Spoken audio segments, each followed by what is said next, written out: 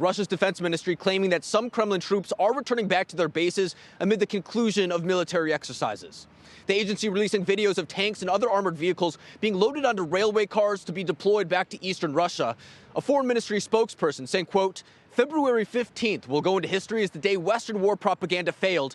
They've been disgraced and destroyed without a single shot being fired. Now, this, of course, responding to U.S. and Western intelligence that was suggesting Russia could launch an invasion into Ukraine any day now. As you mentioned in the last segment, Ukrainian President Vladimir Zelensky saying that perhaps that could take place on Wednesday before walking back those comments. But those allegations supported by the fact that Moscow is building up nearly 130,000 troops at the Ukrainian border and, of course, taking part in military drills to the east of the country, as well as the north in Belarus. Now, a spokesperson for Russia is saying as some of those drills are coming to an end, those troops will be returning back to their permanent bases.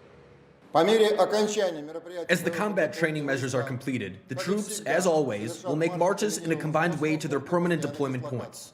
The units of the southern and western military districts, having completed their tasks, have already begun loading onto rail and road transport and will begin moving to their military garrisons today.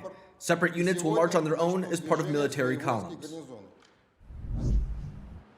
Now, this is by no means an end to the saga. Russia says that some drills, mainly in Belarus and in the Black Sea, will continue as planned, but it does insist that these drills are temporary. But Ukraine responding with a wait-and-see approach. The country's foreign minister saying we'll believe it when we see it.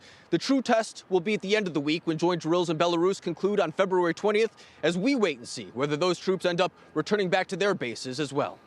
Alex? Thank you so much, Alex Salvi, for that update.